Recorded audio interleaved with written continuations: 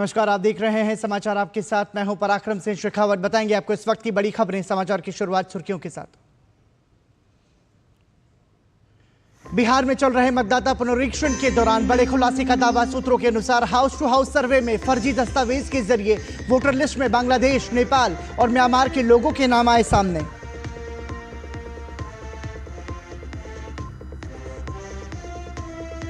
देश के 4% व्यक्तियों को राज्यसभा के लिए किया गया मनोनीत। वरिष्ठ अधिवक्ता उज्ज्वल निकम, केरल के सामाजिक कार्यकर्ता सी सदानंद मास्टर, पूर्व विदेश सचिव हर्षवर्धन श्रृंगला और इतिहासकार मीनाक्षी जैन शामिल। प्रधानमंत्री ने सभी सदस्यों को दी शुभकामनाएं।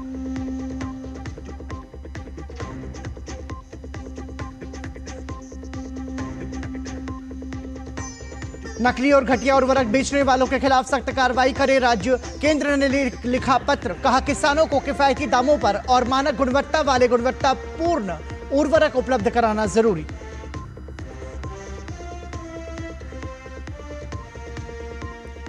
देश के कई हिस्सों में बारिश और बाढ़ से जनजीवन अस्त व्यस्त। नदियां उफान पर, कई इलाके जलमग्न, फसलें पानी में डूबी, सड़कों और गलियों में जलभराव।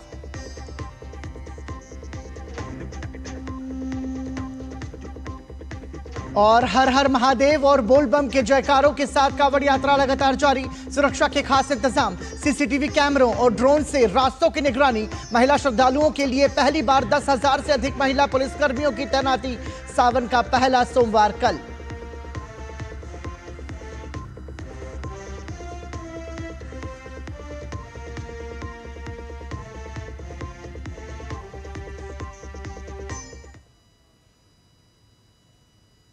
और सुर्खियों के बाद खबरों पर नजर विस्तार से। बिहार में मतदाता सूची के विशेष गहन पुनरीक्षण के दौरान चुनाव आयोग ने चौंकाने वाले खुलासे किए हैं।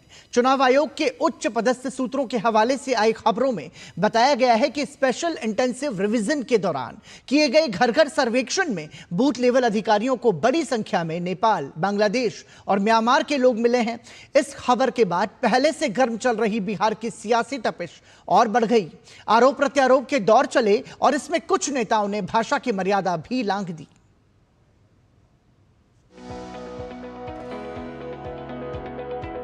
बिहार में मतदाता सूची के गहन पुनरीक्षण पर चुनाव आयोग के उच्च पदस्थ सूत्रों के हवाले से आई खबरों ने बिहार के सियासी तापमान को और भी बढ़ा दिया। चुनाव आयोग के सूत्र बताते हैं कि एसआईआर के तहत हुए घर घर सर्वे में बूथ लेवल अफसरों को बड़ी संख्या में ऐसे लोग मिले हैं जो नेपाल, बांग्लादेश और म्यांमार से अवैध रूप से बिहार में आकर बस गए हैं। आयोग के सूत्रों का कहना है कि अब इन नामों को 1 अगस्त को जारी होने वाली ड्राफ्ट सूची में शामिल नहीं किया जाएगा। ये खबर आने के बाद बिहार के सियासी हलकों में हंगामा मच गया।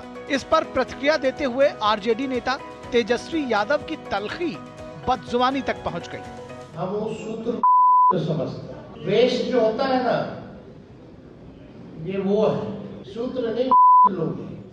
बीजेपी की ओर से भी तेजस्वी की बात का तलखी से जवाब दिया गया। वोटिंग का अधिकार बिहारी का होना चाहिए, किसी बाहरी का नहीं, घुसपैठिया का नहीं। उस पर तेजस्वी यादव चुप रह गए क्योंकि इनके लिए शरिया संविधान के ऊपर है, इनके लिए वोट नीति संविधान नीति के ऊपर है, इनके लिए घुसपैठिया नागरिकों के ऊपर है। मीडिया को अपमानित करना इनके चरित्र में है। ये तो केवल शहाबुद्दीन और तस्लीमुद्दीन को जिंदाबाद और अमर रहने की बात कर सकते हैं। तेजस्वी यादव का आज का बयान मानसिक दिवालियापन और राजनीतिक हताशा का सबसे शर्मनाक उदाहरण है। चुनाव आयोग जैसे निष्पक्ष संवैधानिक संस्था पर हमला कर घटिया जुमले गणना न सिर्फ उनकी निचली सोच को दर्शाता है, बल्कि ये साबित करता है कि तेजस्वी अब मुद्दों से भागकर गाली गलौज की राजनीति पर उतर आए हैं। तेजस्वी ये वही सूत्र है जो भ्रष्टाचार, परिवारवाद और जंगलराज के खिलाफ बिहार की जनता की आंखें खोल चुके हैं। गौरतलब है कि चुनाव आयोग ने साफ किया है कि 1 अगस्त के बाद जिन लोगों के नाम सूची में नहीं हैं और उन्हें आपत्ति है, वे पंजीकरण अधिकारियों के पास अपनी अपील दर्ज करा सकते हैं। अंतिम मतदाता सूची 30 सितंबर को प्रकाशित की जाएगी। आयोग ने इस बात को बार बार साफ किया है कि वोटर लिस्ट से किसी पात्र मतदाता का नाम कटेगा नहीं और किसी अपात्र का नाम रहने नहीं दिया जाएगा। पटना से मधुरेश नारायण के साथ ब्यूरो रिपोर्ट, डीडी न्यूज। देश के 4 प्रतिष्ठित व्यक्तियों को राज्यसभा के लिए मनोनीत किया गया है। राष्ट्रपति द्रौपदी मुर्मू ने संविधान के तहत प्रदत्त अधिकारों का इस्तेमाल करते हुए 4 हस्तियों को राज्यसभा के लिए नामित किया, जिनमें वरिष्ठ अधिवक्ता उज्ज्वल निकम, केरल के प्रख्यात सामाजिक कार्यकर्ता सी सदानंद मास्टर, भारत के पूर्व विदेश सचिव हर्षवर्धन श्रृंगला और इतिहासकार मीनाक्षी जैन शामिल है। प्रधानमंत्री नरेंद्र मोदी ने इन सभी मनोनीत सदस्यों को शुभकामनाएं दी हैं।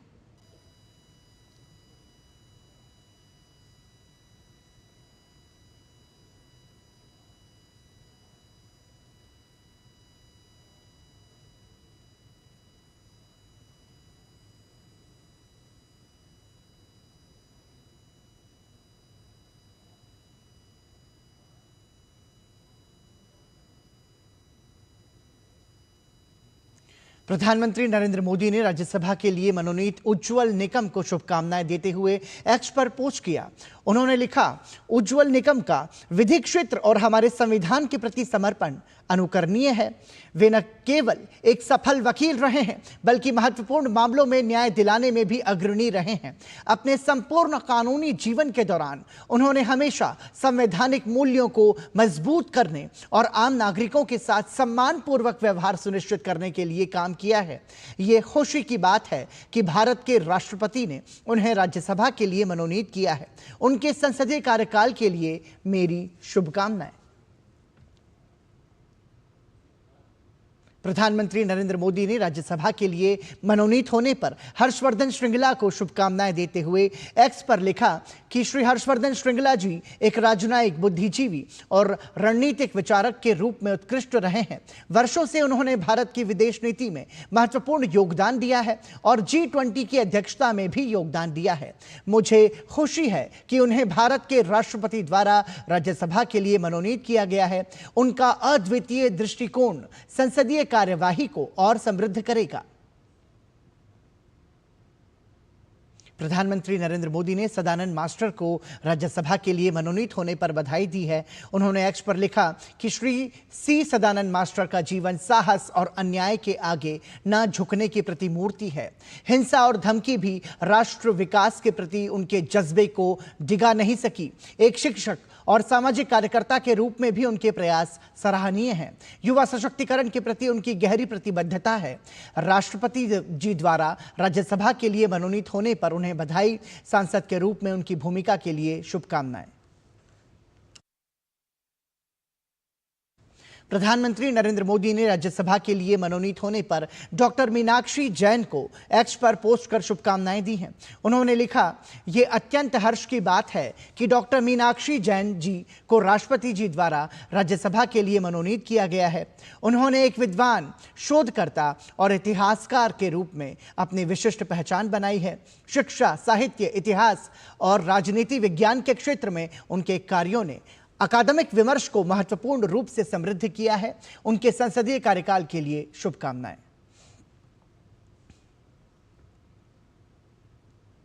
राष्ट्रपति द्रौपदी मुर्मू ने राज्यसभा के लिए जिन 4 लोगों को मनोनीत किया है, आइए उनके बारे में आपको संक्षिप्त जानकारी देते हैं।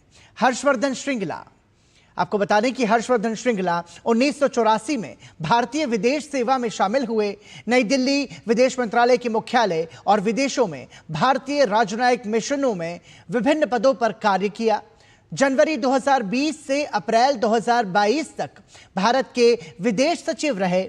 अमेरिका, बांग्लादेश और थाईलैंड में भारत के राजदूत के रूप में कार्य किया। 2023 में भारत की G20 अध्यक्षता के लिए मुख्य समन्वयक रहे। कोविड-19 महामारी के दौरान वंदे भारत मिशन के तहत भारतीयों को स्वदेश वापस लाने में महत्वपूर्ण भूमिका निभाई। हर्षवर्धन श्रृंगला जो कि राज्यसभा के लिए मनोनीत हुए। और आइए अब सी सदानंद मास्टर के बारे में आपको जानकारी देते हैं।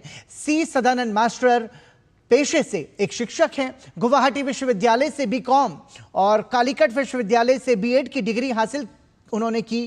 केरल में राष्ट्रीय शिक्षक संघ के उपाध्यक्ष और इसके देशीय अध्यापक वार्ता के पब्लिकेशन संपादक भी हैं। बीते लगभग 5 दशक से RSS के स्वयंसेवक हैं। 1999 से 2020 तक केरल के एक विद्यालय में सामाजिक विज्ञान के अध्यापक रहे। ग्रामीण शिक्षा, आदिवासी विकास और सामाजिक समरसता पर विशेष कार्य आपने किया है। 1994 में कन्नूर में उनके घर पर हमला हुआ। इस हमले में उन्होंने अपने दोनों पैर उन्हें गंवाने पड़े। भाजपा के टिकट पर 2016 और 2021 में केरल विधानसभा का चुनाव वो लड़ चुके हैं। ऐसे सी सदानंद मास्टर को भी राष्ट्रपति ने राज्यसभा के लिए मनोनीत किया है। और डॉक्टर मीनाक्षी जैन के बारे में आपको जानकारी देते हैं। डॉक्टर मीनाक्षी जैन एक प्रख्यात भारतीय इतिहासकार हैं। दिल्ली विश्वविद्यालय के गार्गी कॉलेज में इतिहास की सहायक प्रोफेसर रही हैं। वर्तमान में भारतीय सामाजिक विज्ञान अनुसंधान परिषद ICSSR की वरिष्ठ फेलो हैं। दिल्ली विश्वविद्यालय से राजनीति विज्ञान में PhD की उपाधि आपने प्राप्त की। 2014 में भारतीय ऐतिहासिक अनुसंधान परिषद के सदस्य के रूप में आपको नामित किया गया। 2020 में इतिहास में उत्कृष्ट योगदान के लिए आप पद्मश्री से भी सम्मानित हैं। NCERT की इतिहास की पुस्तकों में योगदान दिया है मीनाक्षी जैन ने। साथ ही मीनाक्षी जैन IGNOU, NCERT और शिक्षा मंत्रालय की कई समितियों से जुड़ी रही हैं। अयोध्या राम मंदिर, सती प्रथा, प्राचीन मंदिरों और काशी के इतिहास पर मीनाक्षी जैन ने कई पुस्तकें लिखी हैं। राम और Ayodhya 2013, the battle for Ram, case of the temple at Ayodhya 2017, Vishwanath rises and rises 2024, ये तमाम सारी पुस्तकें जो हैं आपने लिखी हैं। और उज्जवल निकम की जानकारी अब आपको देते हैं। उज्जवल निकम पेशे से वकील हैं। निकम ने पुणे विश्वविद्यालय से BSc की डिग्री ली। जलगांव के SS मनियार लॉ कॉलेज से आपने कानून की पढ़ाई की। 26/11 मुंबई आतंकवादी हमला करने वाले अजमल कसाब को फांसी के फंदे तक पहुंचाया आपने।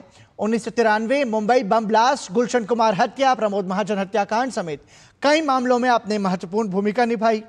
2010 में निकम ने संयुक्त राष्ट्र आतंकवाद निरोधक सम्मेलन में भारत का प्रतिनिधित्व किया। उत्कृष्ट कार्यों के लिए 2016 में पद्मश्री से भी आपको सम्मानित किया गया। 2024 में लोकसभा चुनाव में महाराष्ट्र की मुंबई उत्तर मध्य सीट से भाजपा के टिकट पर उज्जवल निकम ने चुनाव भी लड़ा।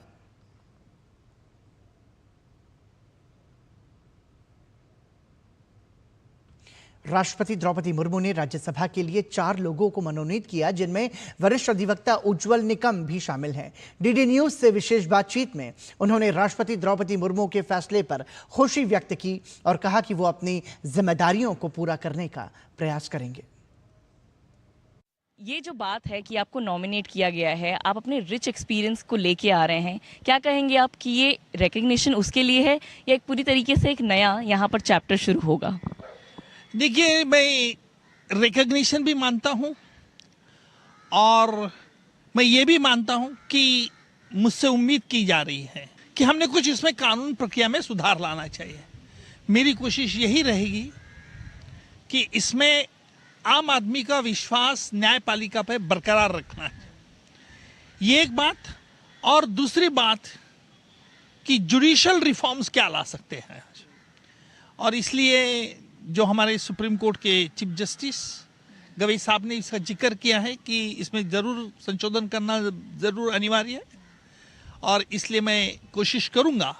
और मेरे सामने एक दूसरा गहन सवाल ये है कि जो गुनहगार हस्तांतर प्रत्यार्पण की कार्रवाई हम करते हैं, 2 देश में अगर फ्रेंडली रिलेशन रहते तभी एक्स्ट्राडिशन ट्रीटी करते हैं, लेकिन इसके बावजूद भी हमारी इंडियन इन्वेस्टिगेटिंग एजेंसी जो सबूत इकट्ठा करते हैं वो फॉरेन कोर्ट उसके कानून के आधार पे प्राइमा फेसी केस नहीं देखती। ये मुझे लगता है कि गलत है, क्योंकि हमारे कानून के इंग्रेडिएंट्स और उनके कानून के इंग्रेडिएंट्स अलग हैं। ये कैसा है? फॉर एग्जांपल डाइन डिक्लेरेशन हमारे कानून के मुताबिक एविडेंस है प्राइमा फेसी, इंग्लिश कानून के मुताबिक नहीं है। तो ये जो है ना, जो हमारा कानून, आखिर वो क्रिमिनल फ्यूजिटिव हमारे देश में चलना चाहिए, उसकी तो ट्रायल चलनी चाहिए। तो इसमें लिए हम क्या शोध कर सकते हैं, संशोधन कर सकते, इस पे भी मैं बार कैसे विचार करूँ। क्या ये आपने एक्सपेक्ट किया था? ये क्या आपको पता था कि ये होने वाला है? मुझे उम्मीद नहीं थी। ये तो 250 वोल्टेज का करंट मुझे आज बैठा है, लेकिन मुझे बुरा नहीं लगा। चुनाव के बाद मैं तो मेरे प्रोफेशन में लग गया था। लेकिन जैसे हमारे प्रधानमंत्री साहब ने कल मुझे फोन किया और कहा कि उज्जवल जी, मैं आपके राष्ट्रपति महोदय आपके पास एक जिम्मेदारी सौंपना चाहते हैं कि आप जिम्मेदारी लेने को तैयार है, तो मैं कहूँगा हाँ जरूर। आम आदमी ने मुझे पर विश्वास रखा, क्योंकि मैं एक जलगांव छोटा डिस्ट्रिक्ट वहाँ से आया 93 बॉम्ब ब्लास्ट केस चलाने में, और वहाँ अच्छी तरह से चला है। बम्बई कर लोगों का विश्वास जीत पाया, महाराष्ट्र का विश्वास जीत पाया, और उसी वजह से पूरे महाराष्ट्र में नोन हो गया। बहुत बहुत धन्यवाद सर। तो ये थे उज्जवल निगम, जिन्होंने बहुत पॉजिटिवली कहा कि ये विश्वास की वजह से आज उनका नॉमिनेशन हुआ है। कैमरा पर्सन सुरेश काले के साथ श्यामा मिश्रा, डीडी न्यूज़, मुंबई। और यहाँ रुक रहे हैं एक छोटे से ब्रेक के लिए, आप बने रहिए हमारे साथ। दादू दादू, हाँ ये प्रीमियम क्या होता है? बेटा, प्रीमियम मतलब समझ लो पेट्रोल। जब तक कार में पेट्रोल है तब तक कार चलेगी, पेट्रोल खत्म कार स्टॉप। पर पापा, इस बार पेट्रोल खत्म होने पर भी कार चलती रहेगी। वो कैसे? LIC के जीवन लाभ में प्रीमियम पेमेंट हो जाए स्टॉप, पर पॉलिसी के फायदे चलते रहते हैं। मतलब अब लाइफ की गाड़ी चलेगी नॉन स्टॉप। LIC हर पल आपके साथ। कैंट गोल्ड से पानी होता है ज्यादा प्योर, बैक्टीरिया के अलावा हानिकारक सिस्ट भी निकलती है। बिना बिजली से चलने वाला वाटर प्योरीफायर जो पानी को शुद्ध करे और बीमारियों से बचाए। अब हर परिवार होगा स्वस्थ कैंट से। जो लक्ष्य चुना था समझ आने लगा है। GLA यूनिवर्सिटी, उच्च लक्ष्य की निश्चित प्राप्ति। शादी का किचन महके जहाँ, गोल्डी किचन किंग मसाले हो वहाँ। गोल्डी लाई है फ्रेश लॉक टेक्नोलॉजी, जो रखे मसालों को हर समय फ्रेश। कहाँ खोया रहता है भाई, हमेशा मोबाइल में घुसा रहता है। आपकी महबूबा देख रहा हूँ, ये सब क्या है भैया? हाँ क्या बाइक थी यार, पिंच एकदम। हाँ, बाइकर बनने का सपना जो था, फिर ये डुगडुगी गई कहाँ? पापा के साथ साथ सारे सपने भी चले गए। अब तो बस अपने गैराज में बैठा लोगों की डुगडुगी ठीक करता रहता हूँ। और अपने बच्चों के सपनों के साथ ऐसा कुछ नहीं होने देना। वो कैसे? पहले से लाइफ इंश्योरेंस का टर्म प्लान ले रखा। बड़े भैया, सपनों को रखो सुरक्षित टर्म प्लान के साथ। सबसे पहले लाइफ इंश्योरेंस। एक बार फिर आपका स्वागत। आप देख रहे हैं समाचार। केंद्रीय कृषि एवं किसान कल्याण और ग्रामीण विकास मंत्री शिवराज सिंह चौहान ने सभी राज्यों एवं केंद्र शासित प्रदेशों के मुख्यमंत्रियों को पत्र लिखकर नकली और निम्न गुणवत्ता वाले उर्वरकों की समस्या को गंभीरता से लेते हुए इस पर तत्काल और सख्त कार्रवाई किए जाने के निर्देश दिए हैं। ये पत्र देश भर में नकली उर्वरकों की बिक्री तथा सब्सिडी वाले उर्वरकों की कालाबाजारी और जबरन टैगिंग जैसी अवैध गतिविधियों पर रोक लगाने के उद्देश्य से जारी किया गया है। केंद्रीय मंत्री ने पत्र में कहा है कि कृषि भारत की अर्थव्यवस्था की रीढ़ है और किसानों की आय में स्थिरता बनाए रखने के लिए उन्हें गुणवत्तापूर्ण उर्वरक उचित समय पर सुलभ दरों पर और मानक गुणवत्ता के साथ उपलब्ध कराना अत्यंत आवश्यक है। उन्होंने यह भी रेखांकित किया कि उर्वरक नियंत्रण आदेश 1985, जो कि आवश्यक वस्तु अधिनियम 1955 के अंतर्गत आते हैं, के तहत नकली अथवा निम्न गुणवत्ता वाले उर्वरक की बिक्री प्रतिबंधित है।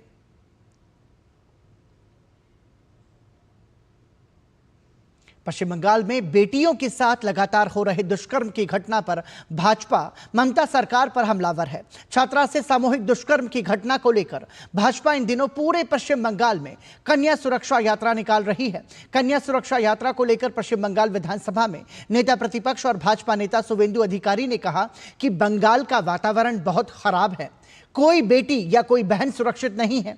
बेटी बचाओ ममता भगाओ, अब यही भाजपा का नारा है। बंगाल का एनवायरमेंट बहुत खराब है, कोई बेटी सुरक्षित नहीं है, कोई बहन सुरक्षित नहीं है। आज भी इतना बारिश में देखिए थाउजेंड्स ऑफ पीपल, इतना जनता, एक कन्या सुरक्षा यात्रा चल रहा है, बेटी सुरक्षा यात्रा, बेटी बचाओ ममता भगाओ, ये हमारी नारा है। खेजूरी में सब हिंदुत्ववादी संगठन जो बंद किया, एक हिंदू होने के नाते मैं कल वहाँ जो एजिटेशन हुआ उसमें पार्टिसिपेट कर रहा हूं।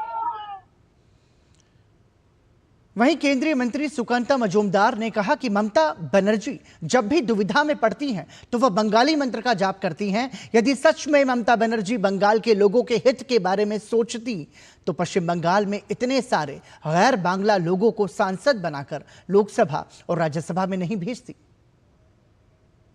जब बंगाल के हिंदू एक साथ हो रहे हैं कि ममता बनर्जी के खिलाफ वोट देकर यहाँ पे प्रो मुस्लिम प्रो पाकिस्तानी सरकार को हटाकर हिंदू के पक्ष वाला सरकार लाने के लिए कोशिश कर रही बंगाल की जनता ममता बनर्जी को हटाकर, तब ममता बनर्जी इस बंगाली मंत्र का जाप कर रहे हैं। अगर ममता बनर्जी सच में बंगालियों का हितकारी होती, बंगालियों के हित के बारे में सोचती, तो पश्चिम बंगाल से इतने सारे नॉन बंगालीज को सांसद बनाकर लोकसभा राज्यसभा में नहीं भेजती। तो ममता बनर्जी ने बंगालियों के पेट में लात मारकर इन नॉन बंगालियों को बंगाल से सांसद किया और दिल्ली में बंगाली सांसद की संख्या घटाई। बंगाली सांसद की संख्या घटाने में ममता बनर्जी ने सबसे बड़ी ये चीज किया है। और ममता बनर्जी कोशिश और उनकी पार्टी कोशिश कर रही है, जो बांग्लादेशी मुस्लिम है लेकिन उनको यहाँ पे नागरिकता जोर जबरदस्ती देकर बंगाल की डेमोग्राफी को परिवर्तन करके बंगाल में टीएमसी की सरकार बनी रहे, इसके लिए कोशिश करे।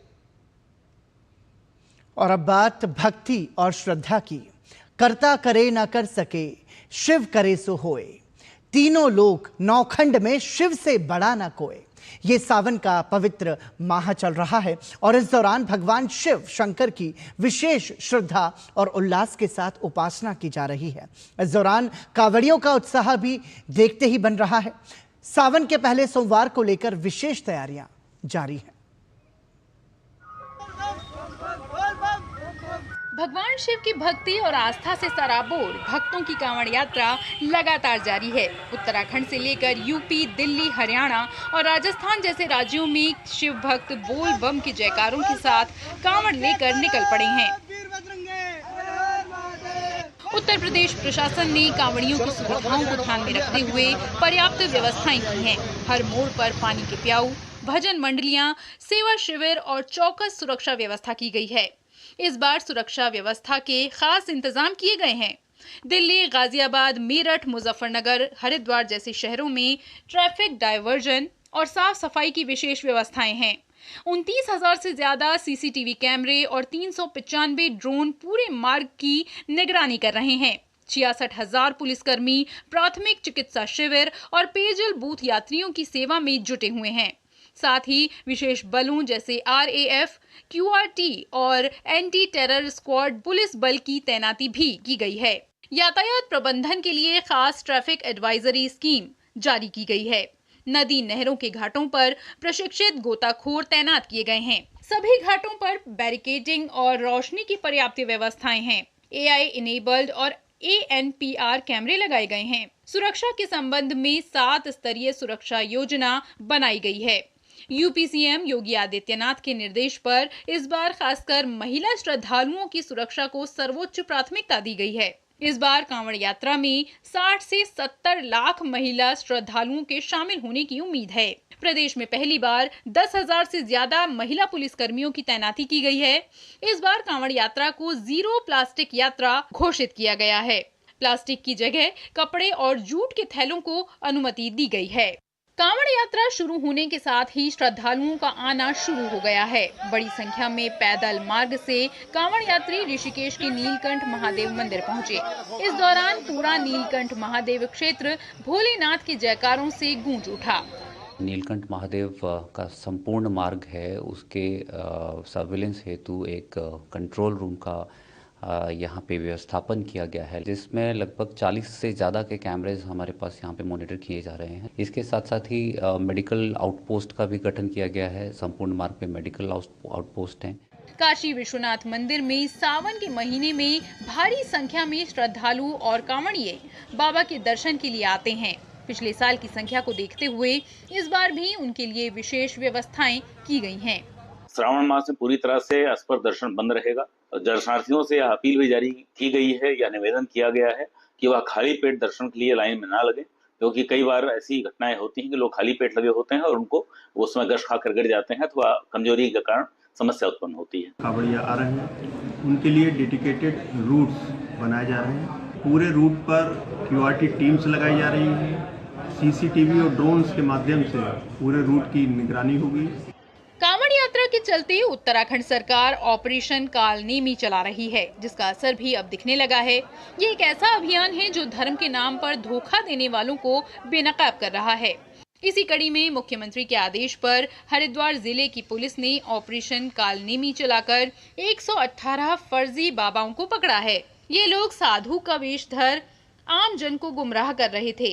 इस बीच हरिद्वार में एसडीआरएफ कर्मियों ने कांगड़ा घाट पर डूबने की विभिन्न घटनाओं में करीब 6 कांवड़ियों को बचाया है। ब्यूरो इनपुट के साथ विकास सिंह और हरिकेश बहादुर सिंह गौतम की रिपोर्ट, डीडी न्यूज। और इसी के साथ समाचार में अभी के लिए इतना ही। डीडी न्यूज पर खबरों का सफर जारी है। दीजिए अनुमति। नमस्कार।